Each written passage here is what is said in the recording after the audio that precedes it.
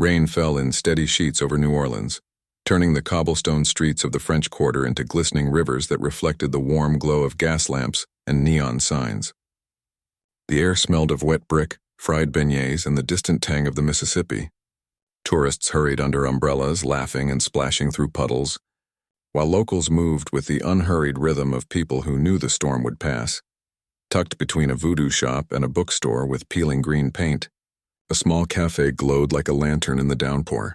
Its windows were fogged with warmth, the sound of soft jazz and clinking glasses spilling onto the sidewalk. A hand-painted sign above the door read, "Leo's Corner," in faded gold letters. Inside, the air was thick with the scent of slow-cooked gumbo, fresh cornbread, and decades of stories soaked into the floorboards.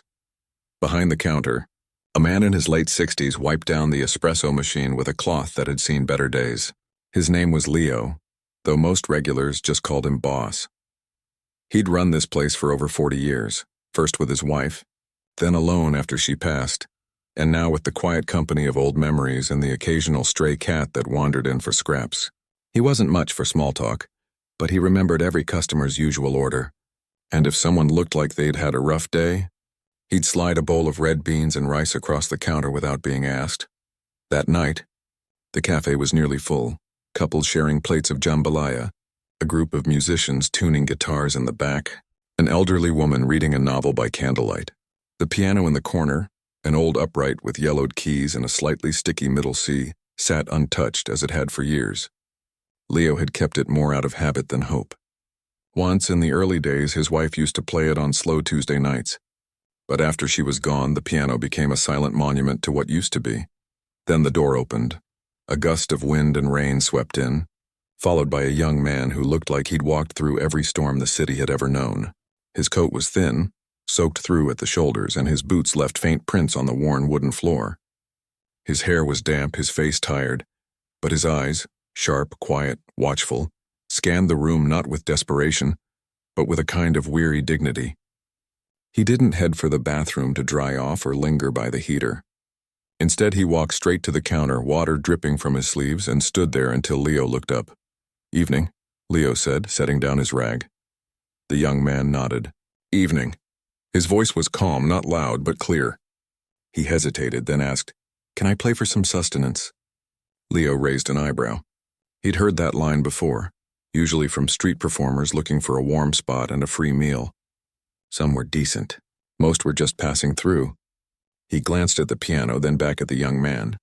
"You any good?" "I can play," the young man said simply. Not boastful, not apologetic, just honest, Leo sighed.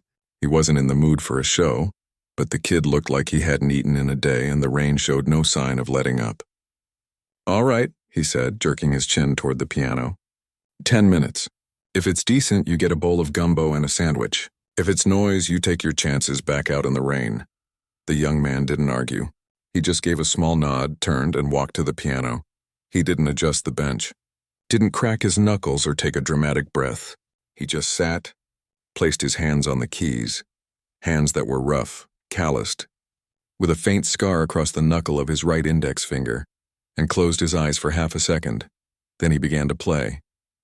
It wasn't jazz. It wasn't blues or ragtime or any of the music you'd expect in a New Orleans cafe on a rainy night. It was Caillou Rachmaninoff's Prelude in C-sharp minor. The first chord hit like a thunderclap, deep, resonant, full of sorrow and strength. The room, which had been buzzing with conversation and clinking silverware, fell utterly silent. A man mid-bite froze with his fork halfway to his mouth. The guitarist in the back stopped tuning. Even the kitchen staff, usually shouting over the sizzle of the stove, peered through the pass-through, eyes wide. The young man's hands moved with a certainty that defied his appearance. His fingers rolled through the thunderous bass lines, then soared into the high register with a tenderness that made several people blink back tears. He wasn't just playing notes, he was telling a story of loss, of longing, of holding on when everything else has slipped away. Leo stood behind the counter, soup ladle dangling in his hand, completely still. He'd heard this piece before on the radio and movies, but never like this. Never with this kind of raw, unguarded heart. It wasn't performance. It was confession. Outside, the rain kept falling. Inside, time seemed to stop. At the back of the room, an older woman who came in every Thursday for red beans quietly wiped her eyes with a napkin. A young couple held hands under the table, not speaking, just listening. Even the stray tabby cat that had been napping on a windowsill sat up, ears perked as if it, too, understood. The music built to its climax, those crashing chords that sound like the world breaking open, then softened into the final, haunting resolution. When the last note faded into the warm air, no one moved. No one breathed. Then, from the corner, someone clapped, just once. That single sound broke the spell and the cafe erupted. Not with wild cheering, but with a wave of heartfelt applause, the kind that comes not from politeness, but from being deeply moved. People stood. Some wiped their eyes. Others simply stared at the piano as if trying to understand how something so ordinary, a young man in a soaked coat, could create something so extraordinary. The young man didn't bow. He didn't smile for the crowd. He simply closed the piano lid gently, stood and walked back to the counter. His clothes were still wet, his hair still damp, but he carried himself with the same quiet dignity he'd had when he walked in. He looked at Leo and said, softly, "Just the soup, please." Leo didn't speak right away. He set the ladle down, wiped his hands on his apron, and stared at the young man. Not with suspicion, not with pity, but with something new. Awe. "You got a name?" he finally asked. The young man shook his head. "Not one that matters tonight." Leo nodded slowly. Then he turned, lifted the lid off the big pot on the stove, and ladled out a generous bowl of gumbo. Dark, rich, steaming. He added a thick slice of cornbread on the side, wrapped a sandwich in wax paper, and placed it all on a tray. "Eat here," he said, pushing the tray forward. "It's dry." The young man looked surprised, but he didn't argue.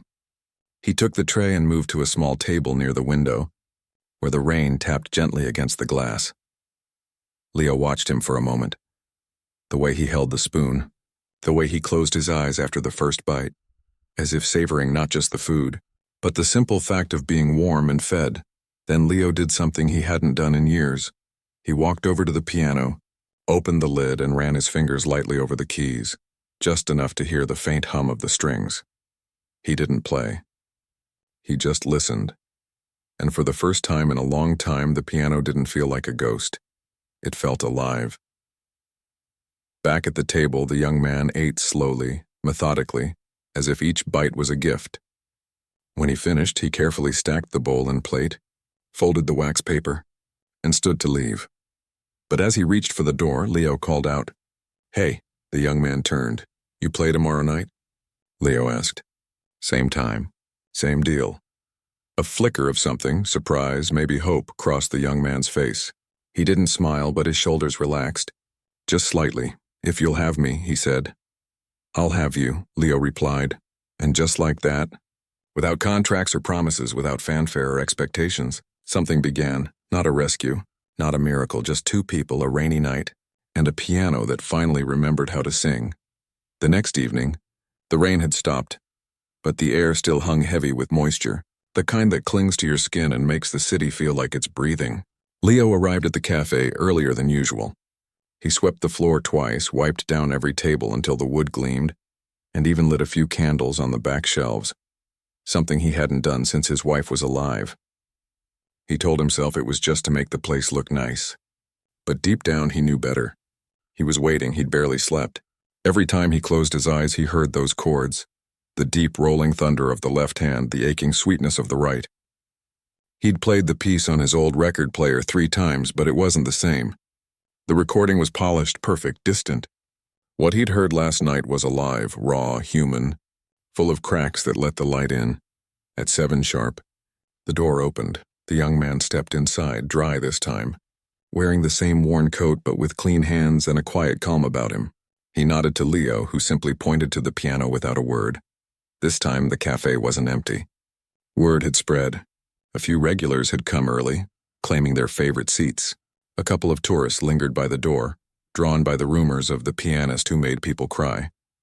Even the stray tabby cat sat on the windowsill, tail curled neatly around its paws as if it, too, expected something special.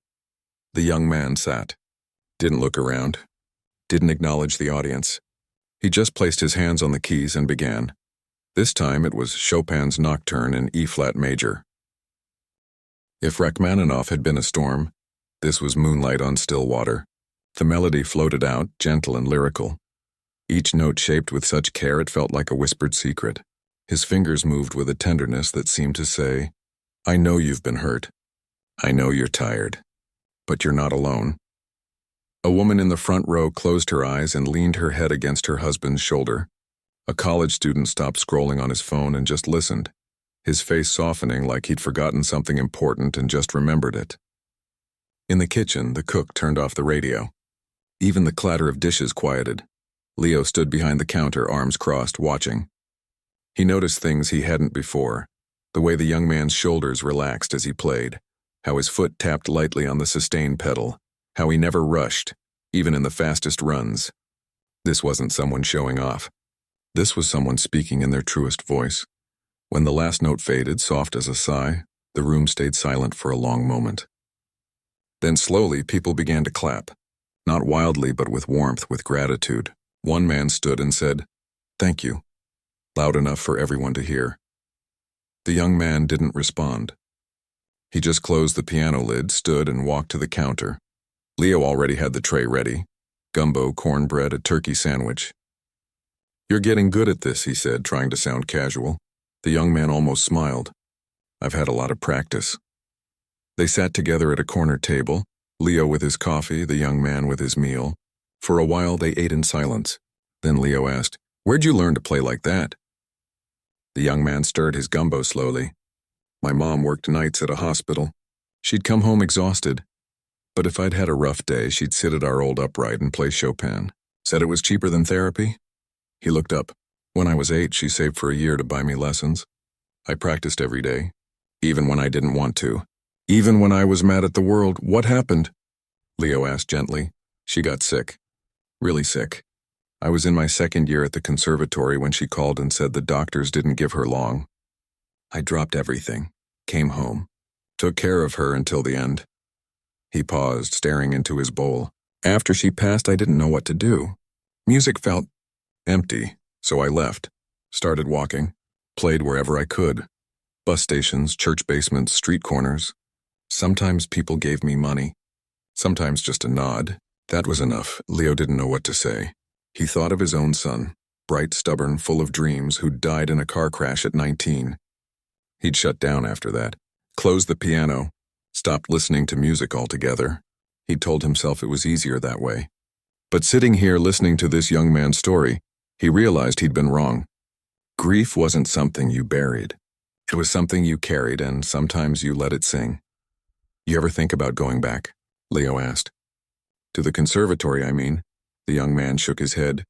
"I'm not that person anymore, and the world doesn't need another concert pianist chasing fame. It needs people who remember why they started playing in the first place." Leo nodded. That made sense. More sense than anything he'd heard in years. Over the next few weeks, the young man became a fixture at Leo's corner. Every night at 7, he'd arrive, play for 20 minutes, sometimes classical, sometimes a quiet jazz standard, once even a folk tune from his hometown, and then eat his meal in silence. But the silence wasn't empty anymore. It was full of understanding. People started coming just for him. Not to gawk, not to take videos, but to listen. A retired school teacher brought her granddaughter every Friday. A jazz trumpeter from down the street would sit in the back, nodding along, sometimes humming the melody under his breath. Even the health inspector, usually all business, lingered one night after his check and said, "You've got something special here." Leo began to change too. He started playing old records again, Billie Holiday, Louis Armstrong, Nina Simone. He'd leave the cafe door open on warm nights so the music could spill onto the street. And one afternoon he called a piano tuner he hadn't spoken to in 20 years. "She's ready," he said when the man arrived. "The piano. She's ready to be heard again." The tuner raised an eyebrow. "Who's playing her?" "A kid who remembers what music's for," Leo said. The tuning took hours. When it was done, the piano sounded like it had when his wife played it. Warm, clear, full of soul. That night, the young man ran his fingers over the keys and looked up, surprised. "You did this?" "Figured you deserved a decent instrument," Leo said, shrugging like it was nothing. But it was everything. One rainy Tuesday, much like the first night, The young man played a piece no one recognized. It was simple, just a repeating left-hand pattern with a gentle melody on top, but it carried a warmth that made several people tear up. Afterward, a woman asked, "What's that called?" He hesitated. "I don't know. I just made it up." Leo, who'd been wiping the counter, stopped. "You compose?" "Sometimes, when the words won't come." That night after the cafe closed, Leo handed him a small notebook. "Write them down," he said, "so they don't get lost." The young man took it, fingers brushing the cover like it was sacred. "Why are you doing this?" he asked quietly. "You don't owe me anything." Leo looked out the window at the wet streets. "Maybe I do," he said. "Maybe we all owe each other a little kindness when the world gets heavy." The next night, the young man played the new piece again. This time he called it "Me for the Man Who Listened," and Leo, standing in the back with his arms crossed and his heart wide open, finally let himself cry, because music, he realized, wasn't just about sound. It was about showing up, about saying, "I see you. I hear you. You matter." And in a world that often felt cold and loud, that was the rarest gift of all. Weeks turned into months, and the rhythm of Leo's corner settled into something deeper than routine. It became a kind of quiet ritual, a shared breath between strangers who no longer felt like strangers. Every evening at 7, the cafe would hush as the young man walked in, nodded to Leo, and sat at the piano. He never announced what he'd play. Sometimes it was Chopin, sometimes a bluesy improvisation, sometimes a melody so new it felt like it was being born right there in the room. People stopped checking their phones, stopped talking over the music. They just listened. And in that listening, something shifted, not just in the air but in the hearts of everyone present. Leo noticed it first in the small things. The way the retired school teacher now brought sheet music for her granddaughter to study. How the jazz trumpeter started leaving tips in the jar labeled for the music, even on nights he didn't play himself. Even the stray tabby cat seemed to time its visits to coincide with the piano hour, curling up on the bench as if it, too, needed the comfort of those notes. But the biggest change was in Leo himself. He'd spent years moving through life like a ghost, going through the motions of running the cafe, serving gumbo, wiping counters, but never really being there. Grief had wrapped itself around him like a second skin after his son died, and he'd let it harden into silence. He hadn't played a record in over a decade, hadn't touched the piano, hadn't spoken his son's name out loud in so long he sometimes worried he'd forget the sound of it. But now, something was thawing. One afternoon, while restocking the spice rack, he found an old photo tucked behind a jar of cayenne. Him and his son laughing on the porch of their old house, both holding fishing rods, both sunburned and grinning like fools. He stared at it for a long time, fingers tracing the edge, and instead of the usual ache, he felt something softer.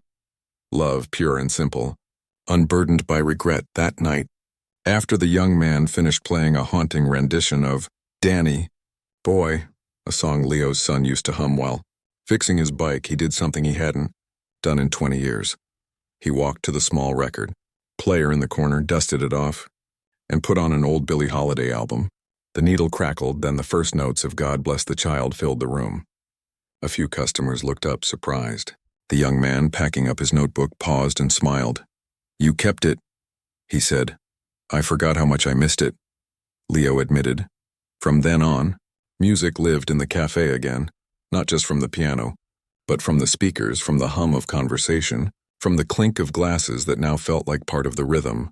Leo started telling stories about his wife's terrible singing voice, about his son's obsession with jazz drumming, about the time a famous musician once played on that very piano and left a $100 tip. People leaned in. They remembered their own stories. The cafe became less a place to eat and more a place to belong. One rainy Thursday, the young man arrived later than usual. His coat was dry, but his eyes were tired, shadowed with something deeper than exhaustion. He sat at the piano but didn't play right away, just stared at the keys. Leo brought him a bowl of gumbo and sat across from him. "Rough day?" The young man nodded. "I got a letter today. From the conservatory." Leo waited. "They're offering me a full scholarship to come back. Housing, stipend, mentorship from the head of piano studies. They heard about me through a professor who came in last week." He looked up, voice quiet.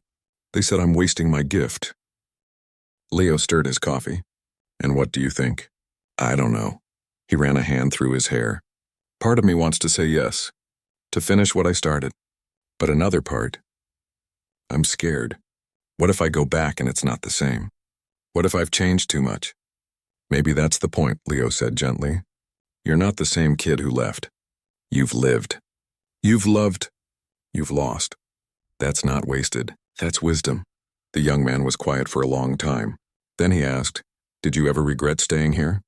After everything? Leo looked around the cafe, the worn tables, the flickering candles, the piano that now sang every night. I used to think I was hiding, he said. But maybe I was just waiting for someone to remind me that life doesn't end when you lose someone. It changes. And if you're lucky, you get to help someone else find their way through the dark.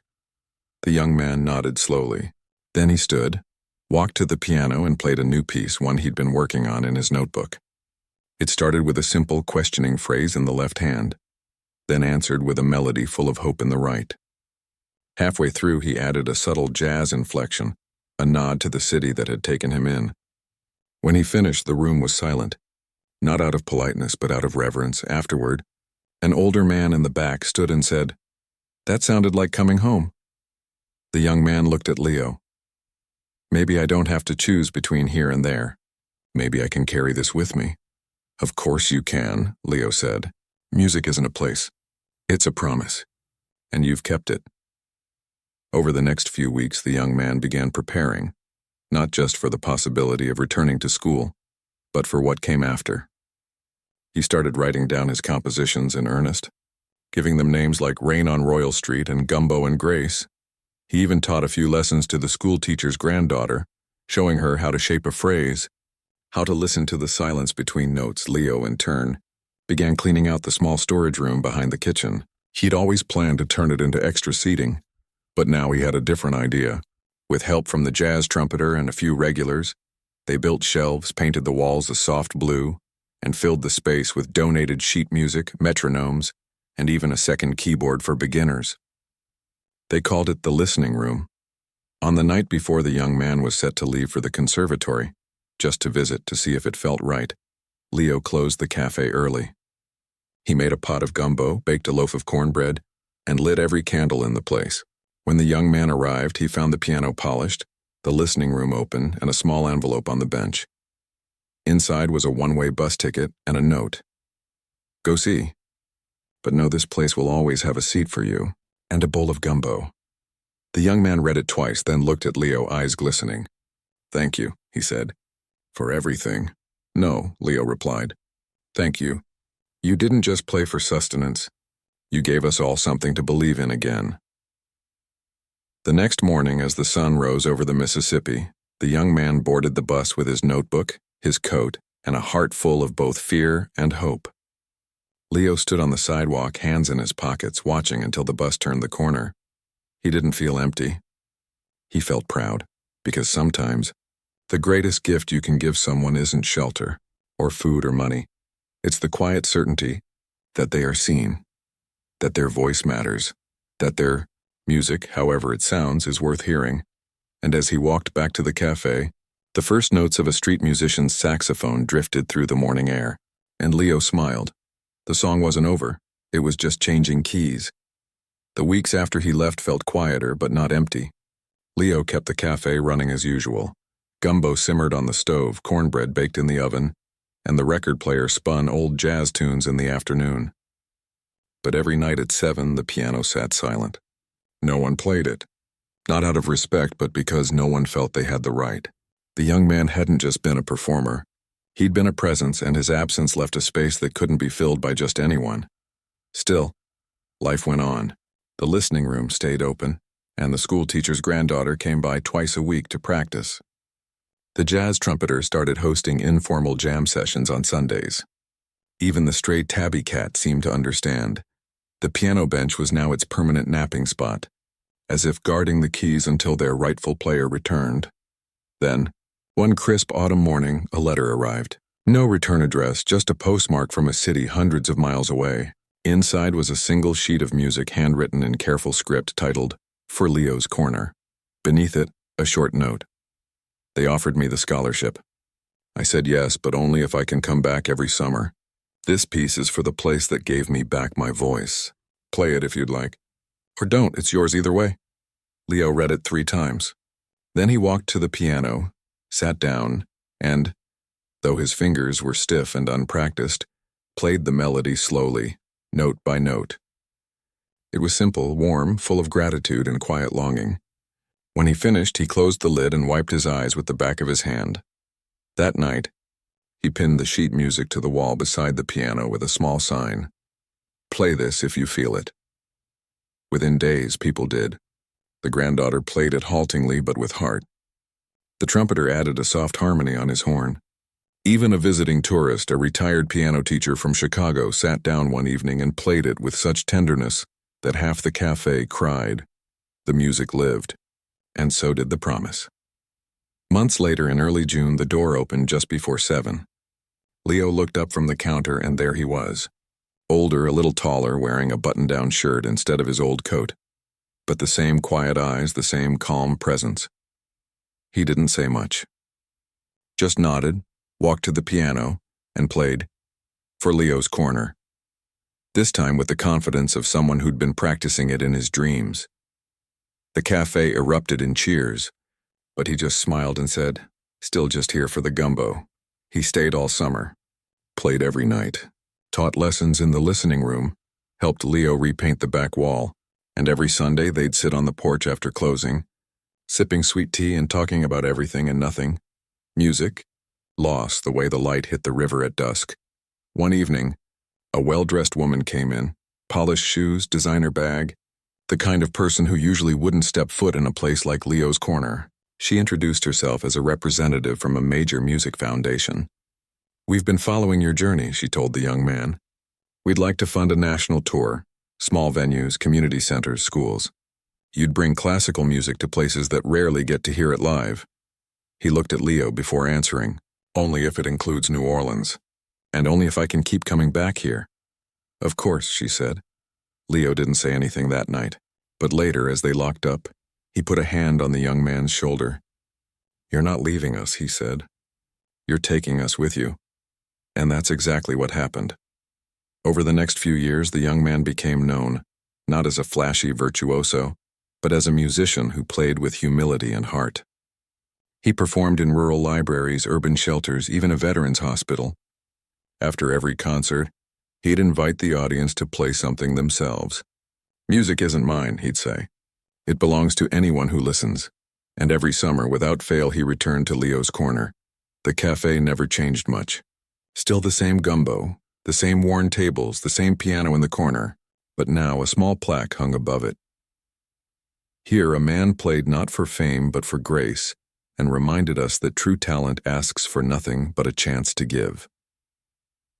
Tourists took photos. Locals pointed it out to their kids. But to Leo it wasn't about the plaque. It was about the quiet truth it held, that sometimes the most powerful music begins with a simple question. Can I play for some sustenance? And ends with a lifetime of giving, and as long as the piano played, that gift would keep flowing. Years passed, but the heart of Leo's Corner never changed. The gumbo still simmered on the stove. The record player still spun old jazz on slow afternoons, and every summer, without fail, the piano would come alive again when the young man returned. He wasn't so young anymore. His hair had silvered at the temples. His hands bore the fine lines of time. But his playing still carried that same quiet truth that had stunned the cafe on that rainy night long ago. He'd become known across the country, not as a celebrity, but as a musician who believed music belonged to everyone. He played in grand halls sometimes, yes, but he preferred community centers, school gyms, even shelters. After every performance, he'd leave behind a donated keyboard or a stack of sheet music with a note. Play, someone is listening. And every summer, he came home. Not to rest. Not to hide, but to remember. One June evening, as fireflies blinked in the courtyard and the scent of magnolias hung in the warm air, the cafe was fuller than it had been in years. Word had spread, tonight was special. The young man was debuting a new piece, one he'd been writing for months. People came from all over the city, former students, neighbors, even a few who'd been there on that very first night.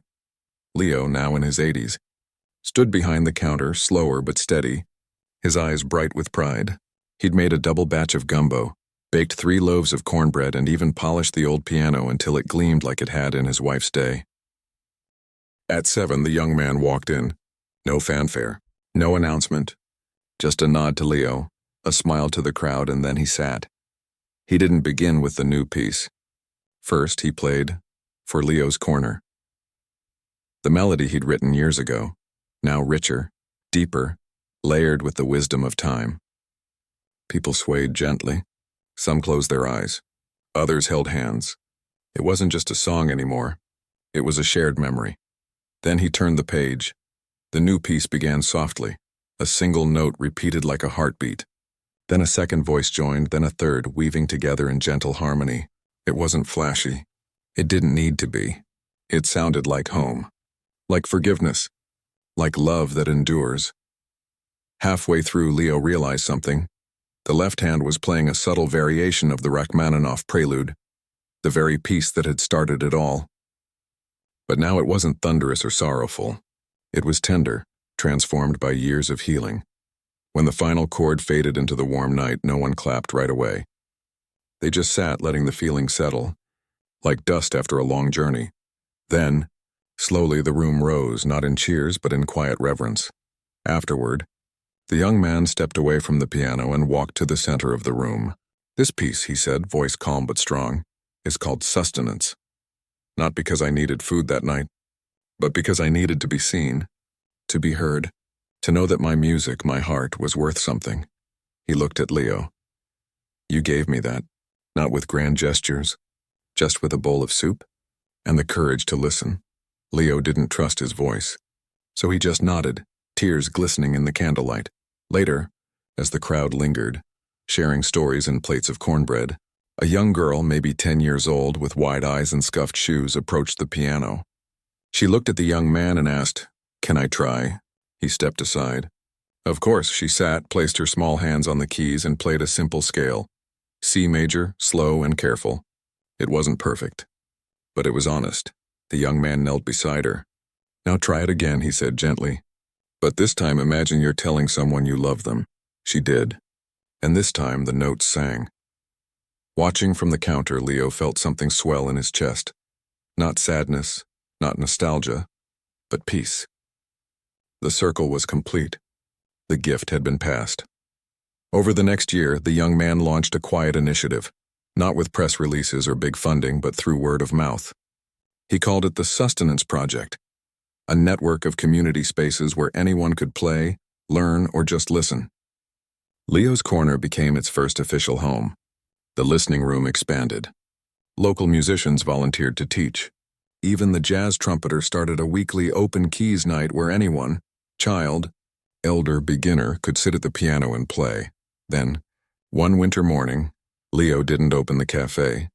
He'd passed peacefully in his sleep, surrounded by photos, a half-finished crossword, and a framed copy of the original Crun for Leo's Corner, sheet music on his nightstand. The city mourned quietly. No headlines, no speeches, just neighbors bringing food to the cafe, musicians playing soft tunes on the porch, and the young man sitting at the piano for 3 days straight, playing every song Leo had ever loved. At the memorial, held in the cafe courtyard under a canopy of live oaks, there was no eulogy, just music. The granddaughter played Chopin. The trumpeter played a bluesy tribute. The young man played My Sustenance. And when it was over, he stood and said only this: "Leo taught me that kindness doesn't need an audience.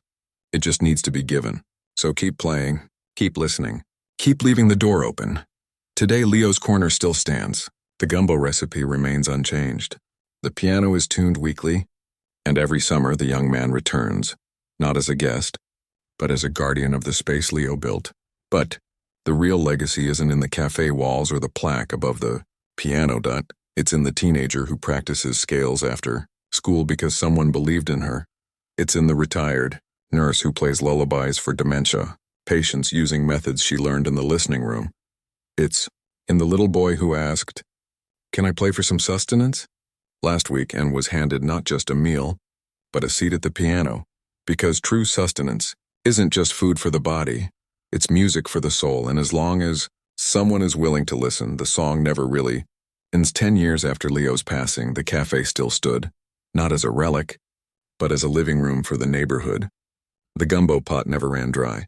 The record player still spun Billie Holiday on slow afternoons. And the piano? It was played every single day, not by one person, but by many. Children after school, elders on their lunch breaks visiting musicians passing through town. The sign above it now read, "Play if you need to. Listen if you're hurting. Stay as long as you like." The man who once asked for sustenance in exchange for music was in his late 40s now, his hair more silver than dark, his steps measured but sure. He no longer toured constantly. He'd settled into a quieter rhythm, teaching at a small conservatory, writing music and returning to New Orleans every season, not just in summer but whenever the city called him home. One rainy March evening, much like the night it all began, he walked into Leo's corner and found a boy sitting on the floor near the piano, sketching notes in a tattered notebook. He couldn't have been more than 12, wearing a too-big jacket and shoes with holes in the soles. He looked up when the man entered, eyes wide but not fearful. "You play?" the boy asked. "I try," the man said, smiling. "You?" The boy shook his head. "I write, but I don't got an instrument to test it." Without a word, the man gestured to the piano. "Try it here." The boy hesitated, then climbed onto the bench. His fingers were small, untrained. But when he played the melody he'd written, something pure came through, not perfect, but honest. It sounded like longing, like hope wrapped in rain. When he finished, the man sat beside him. "That's beautiful. What's it called?" "Can I stay?" the boy said quietly. "My mom's working double shifts. The shelter's loud. I just needed a quiet place." The man didn't offer money, didn't promise a future. He just said, "You can stay here, every day after school. This piano's got room for you." And just like that, the circle turned again. Word spread quietly. Soon, the listening room, now expanded into a full community music space, was filled with kids who didn't just want to learn notes, but to be heard. The man taught them not just technique, but how to listen to the music, to each other, to the quiet voice inside that says, "You matter." One afternoon, a woman came in, mid-40s, tired eyes, hands rough from work. She'd heard about the free lessons. "I used to play," she said, "before life got loud. Can I try again?" He handed her a key to the practice room. "The piano's been waiting." She played a simple hymn, her fingers stiff at first, then loosening like old memories returning. When she finished, she cried, not from sadness, but from relief. "I forgot I could still do this," she whispered. "That's why we keep the door open," he said. Over time, Leo's Corner became more than a cafe. It became a sanctuary, a place where grief was held, joy was shared, and silence was never empty, just full of possibility.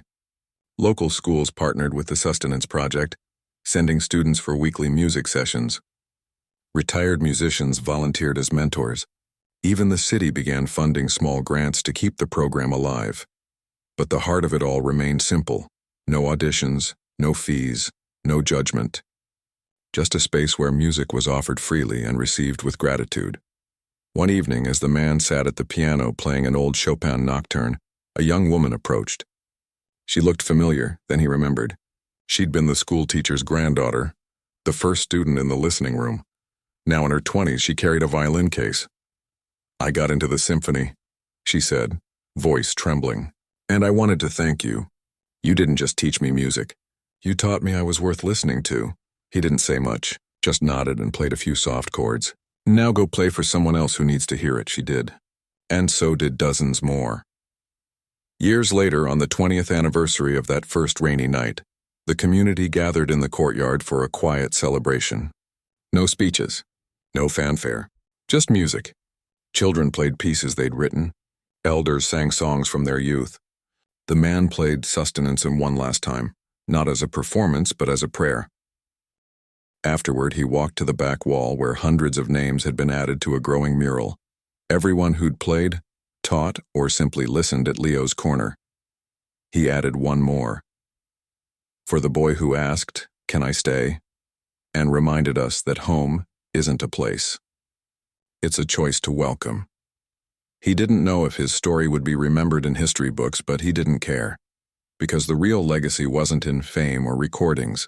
It was in the teenager who played piano to calm her anxiety, in the veteran who found peace in a simple melody, in the little girl who just that morning had asked, "Can I try?" and been handed not just a key but a chance. As he locked up the cafe that night, rain began to fall, soft, steady, familiar. He paused under the awning, listening to the city breathe. Somewhere down the street, a saxophone played a bluesy tune. Inside the cafe, the piano waited, silent but ready, and he knew the music would go on. Not because of him, but because of everyone who'd learned to listen. Because true sustenance isn't just a meal. It's the quiet certainty that you belong, and as long as someone leaves the door open, there will always be a place to come home. The years kept turning, but the rhythm of Leo's corner never lost its heartbeat. The gumbo still simmered, the piano still sang. And though the man who once asked for sustenance in exchange for music was now in his late 50s, his steps slower, his hair fully silver, he still returned every season, not as a star, but as a steady presence, like an old tree that gives shade without asking for thanks. One spring morning, he arrived to find the cafe unusually quiet. The usual morning crowd was gone. Even the stray tabby cat, now ancient and half-blind, lay curled on the windowsill, purring softly. Behind the counter stood a young woman he'd never seen before, early 20s, warm eyes, hands already stained with coffee grounds and gumbo spice. "You must be the one they talk about," she said, smiling. "I'm Maya. I've been helping out since Mrs. Delgado retired." He nodded. "You play?" She laughed. "Only the radio, but I know how to listen." That was enough. As the day went on, he watched her move through the cafe with the same quiet care Leo once had, remembering orders, noticing when someone needed a refill, leaving extra cornbread for the elderly man who came in every Tuesday. She didn't know the full story, but she'd heard pieces of it. "They say this place saved someone," she said as she wiped a table, "and that he came back to save it right back." He smiled. "Something like that." Later that week, a group of middle schoolers from the local arts program came in for a field trip. Their teacher explained they were learning about music as community. The man didn't give a lecture.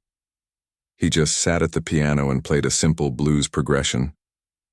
"Anyone want to try?" he asked. A shy boy stepped forward. He'd never touched a piano before. His fingers fumbled, hit wrong notes, but he didn't stop.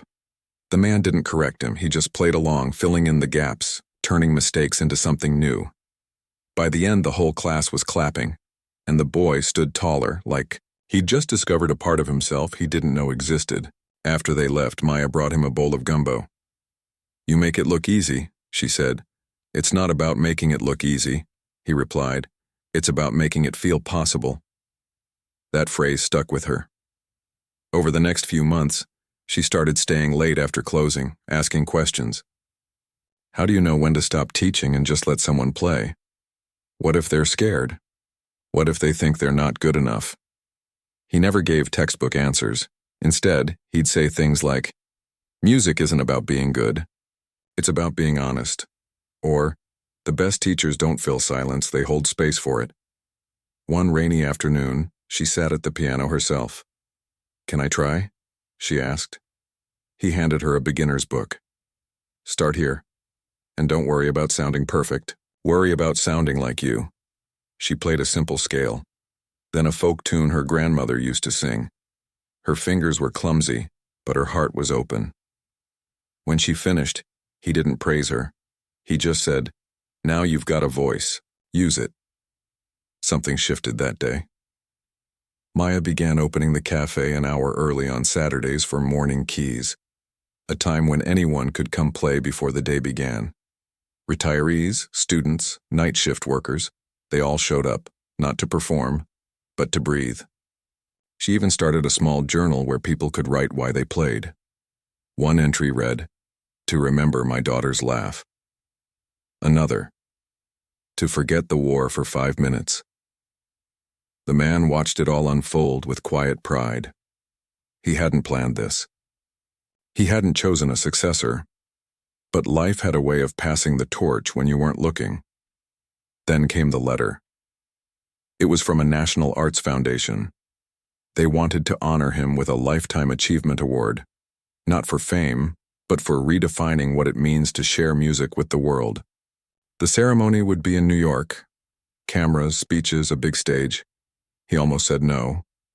But then he thought of Leo, who never got to see how far the ripple went. He thought of the boy who wrote Can I Stay?, now a music teacher in Baton Rouge. He thought of Maya, learning to play not for applause but for peace. So he said yes. The night of the ceremony, he wore a simple suit, no tie. When they called his name, he walked on stage not with fanfare, but with the same quiet dignity he'd carried since that first rainy night. The audience, filled with celebrities, critics, and donors, stood as he approached the grand piano. But he didn't play a virtuosic showpiece. He played sustenance. The room, used to spectacle, fell into a stunned silence. No flashy runs. No thunderous chords, just a melody full of grace, memory, and gratitude. When he finished, there were tears, not from awe at his skill, but from the feeling that they'd just been let into something sacred. During his short speech, he didn't talk about awards or talent. He said only this: I once asked for a bowl of soup in exchange for music. What I got was something far greater, the chance to belong. If you take anything from tonight, let it be this: music isn't owned, it's shared. And the most powerful note you'll ever play is the one that says you're not alone. Afterward, reporters asked what he'd do with the prize money. Send it to Leo's Corner, he said. They've got a waiting list for piano lessons. Back in New Orleans, Maya had gathered the regulars to watch the ceremony on a borrowed projector. When he played, the whole cafe went silent. When he spoke, someone whispered, "That's our guy." The next morning, he walked in to find the piano polished, a fresh pot of gumbo on the stove, and a new entry in the journal. For the man who taught us that home is a verb. He didn't stay long that visit, but before he left, he handed Maya the original sheet music of For Leo's Corner. "Keep it playing," he said. She nodded. Always. Years later, long after he stopped traveling, people still came to the cafe, not to see him, but to feel what he'd helped create. The piano bore the marks of countless hands, small, old, rough, gentle. The walls held drawings from children, concert tickets from students, thank you notes from strangers whose lives had been touched by a simple melody, and every morning at 7, without fail, Maya would open the door, light a candle, and play one soft chord, just to say, "We're here. Come in." Because the greatest legacy wasn't in awards or recordings, it was in the quiet choice to keep the door open, to listen, to believe that everyone, no matter their past, their pain, or their poverty, has a song worth hearing. And as long as someone is willing to offer a bowl of gumbo and a seat at the piano, the music will never stop.